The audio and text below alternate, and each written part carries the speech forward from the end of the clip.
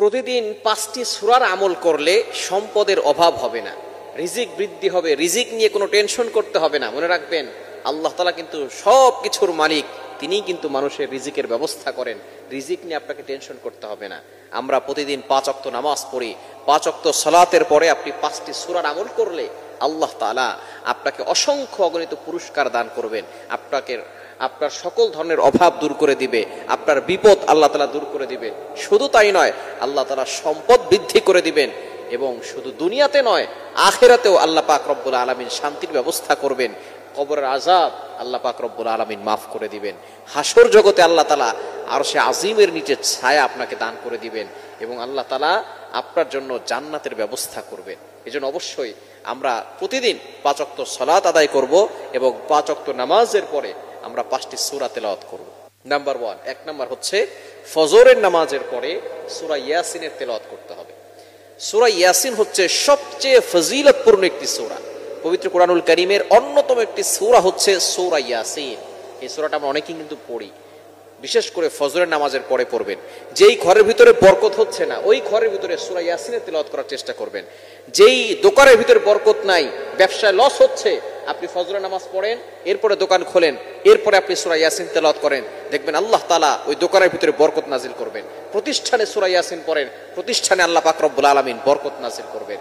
আমরা 10টা 11টার সময় দোকান খুলি, এজন্য দোকানে কোনো বরকত নাই। মনে রাখবেন, ফজরের পরের সময়টা খুব বরকতময়। এই সময়ের জন্য নবী সাল্লাল্লাহু আলাইহি ওয়াসাল্লাম নিজে দোয়া করেছেন।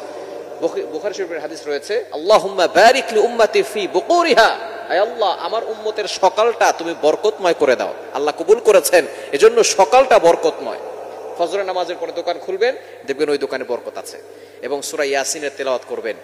সূরা ইয়াসিনের তেলাওয়াত করলে আল্লাহ তাআলা অভাব দূর করে দেন, বিপদ আপদ থেকে হেফাজত করেন, ভয় দূর করেন, দুশমনের অ্যাটাক থেকে আল্লাহ আপনাকে হেফাজত করবেন। এজন্য ফজরের নামাজের পরে সূরা ইয়াসিন মাস্ট বি তেলাওয়াত করবেন।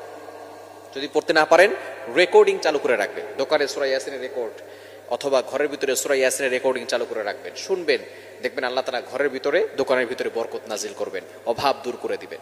নাম্বার 2, দ্বিতীয় নাম্বার হচ্ছে জোহরের নামাজের পরে আপনি সূরা ফাতাহ তেলাওয়াত করবেন। ইন্না ফাতাহনা লাকা ফাতহাম মুবিনা, এই সূরাটা তেলাওয়াত করবেন। 26 নাম্বার পারা রয়েছে, একটু বড় সূরা, তবে পড়লে অনেকটা ফজিলত রয়েছে এটার ভিতরে। এটা হচ্ছে বিজয়ের সূরা, বিজয়ের সূরা। আল্লাহ পাক রব্বুল আলামিন তাকে বিজয় দান করবেন। তাহলে ফজরের নামাজের পরে সূরা ইয়াসিন পড়বেন, জোহরের নামাজের পরে সূরা ফাতাহ পড়বেন। ইন্না ফাতাহনা লাকা ফাতহাম মুবিনা, এই সূরাটা পড়বেন। এবং 3 নাম্বার হচ্ছে আসরের নামাজ। আসরের নামাজের পরে সূরা নাবা পড়বেন। নাবা, আম্মা ইয়াতাসাআলুন, 30 নাম্বার পারার একেবারে সর্বপ্রথম সূরা, আম্মা ইয়াতাসাআলুন আনিন নাবাইল আযীম আল্লাযী হুম ফীহি মুখতালিফুন, এই সূরাটা পড়বেন। যে ব্যক্তি আসরের নামাজের পরে সূরা নাবা পড়ে, কিয়ামতের ময়দানে আল্লাহ পাক রব্বুল আলামিন যে হাউজে কাউসার নবীজি সাল্লাল্লাহু আলাইহি সাল্লামকে দান করেছেন, এই হাউজে কাউসারের পানি সে পেয়ে যাবে। বলেন সুবহানাল্লাহ। Can you imagine that? আপনি কল্পনা করছেন, যদি সূরা নাবা আপনি আসরের নামাজের পরে পড়তে পারেন, তাহলে আল্লাহ তাআলা যে হাউজে কাউসার দান করেছেন নবীজি সাল্লাল্লাহু আলাইহি সাল্লামকে, সেই হাউজে কাউসারের পানি আপনাকে পান করিয়ে দেওয়া হবে। আর যে ব্যক্তি একবার হাউজে কাউসারের পানি পান করবে, তার 500 বছর ধরে কোনো পানি তৃষ্ণাই লাগবে। এজন্য আপনি সূরা নাবা পড়বেন আসরের নামাজের পরে।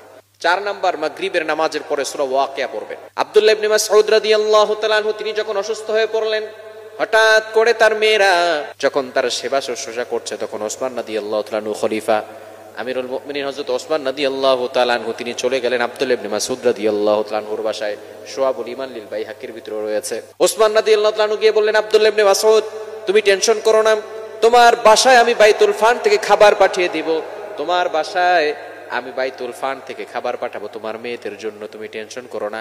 এবার আব্দুল্লাহ ইবনে মাসউদ বলে, আমার নবী আমাকে একটা সূরা শিক্ষা দিয়েছেন এবং বলে দিয়েছেন, যে ব্যক্তি সূরা মাগরিবের নামাজের পরে পড়বে, তার ঘরের ভিতরে কোনো অভাব থাকবে না।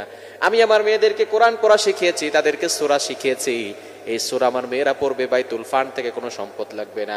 আল্লাহ তাআলা গায়বী ভাবে আমার মেয়েদেরকে রিজিকের ব্যবস্থা করে দিবেন। আব্দুল্লাহ ইবনে মাসউদ রাদিয়াল্লাহু তাআলা বলেন, সেই সূরাটা হচ্ছে সূরাতুল ওয়াকিয়া। ঘরের ভিতরে অভাব দেখে গেছে, ঘরের ভিতরে টাকা পয়সা নাই, মরিচের জন্য কারো কাছে যেতে হবে না, আল্লাহ আপনার ঘরের ভিতরে বরকত দিয়ে দিবেন। মাগরিবের নামাজের পরে সূরা ওয়াকিয়ার তেলাওয়াত করবেন। মাগরিবের নামাজের পরে সূরা ওয়াকিয়া।